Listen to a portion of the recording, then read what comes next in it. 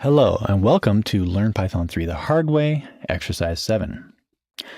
In this exercise video, I'm going to talk about the dot format, which is something new. You can see I've highlighted it there.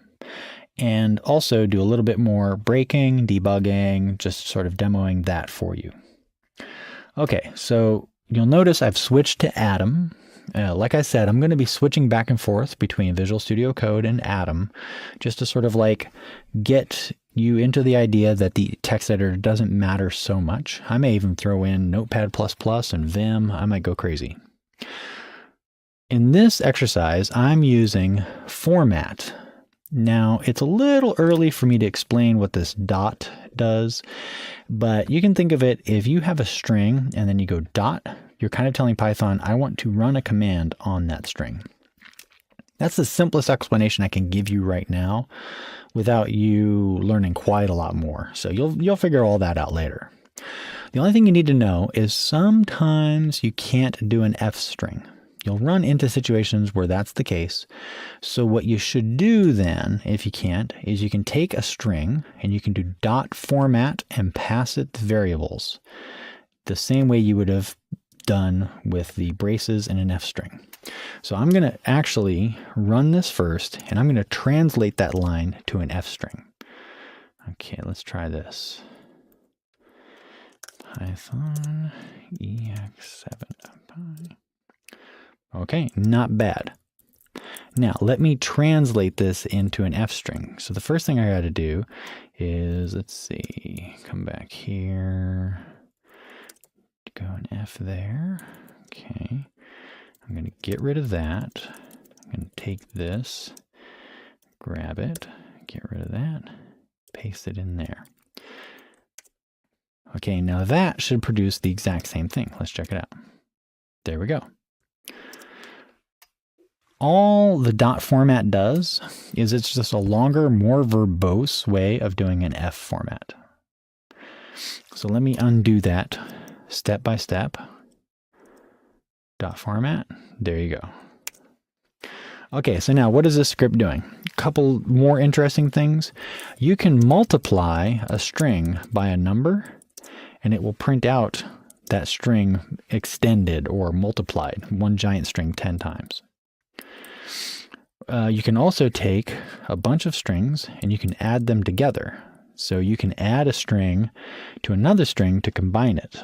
Remember, you can combine things in programming languages. It's totally natural. So you should get in the habit of going, I have strings and I have addition.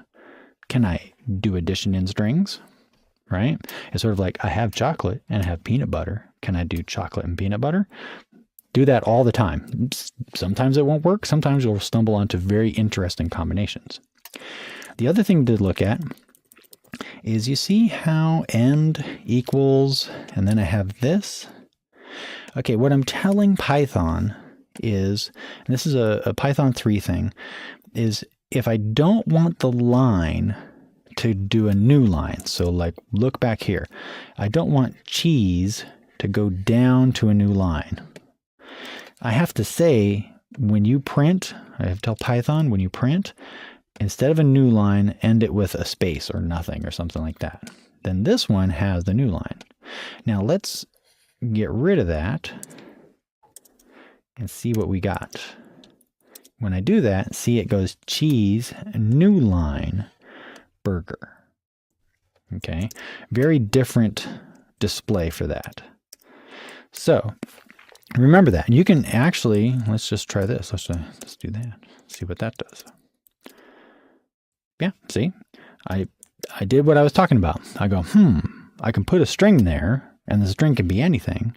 So can I put anything in that string? And there we go. We can actually do that. And then let's try nothing. See, that smashes them together. So we want that little extra space there. There we go. All right, so now breaking this should be straightforward. You've got plenty of opportunities to break this. I mean, you could come up here, you could do that. That's going to be a syntax error most likely. Yeah, there we go. You can get rid of the quotes. Let's try this. What happens if you do dot format, but you don't have braces? Let's see what we got. seems to work, just doesn't really have the snow part. What happens if we do .format, but we don't pass a variable? We get an index out of range tuple. Don't worry about that. That's a very complicated error. So type all this in, try to understand it as best you can. Remember, use your print statements, right? Use those print debugging styles to find out what variables have in them, how the program is running. It's very easy to use. It's the simplest debugging you can do. It works in every programming language, on every computer, everywhere. So just get used to doing it. That's like the first level of debugging. All right, that's the end of exercise 7. I'll see you at exercise 8.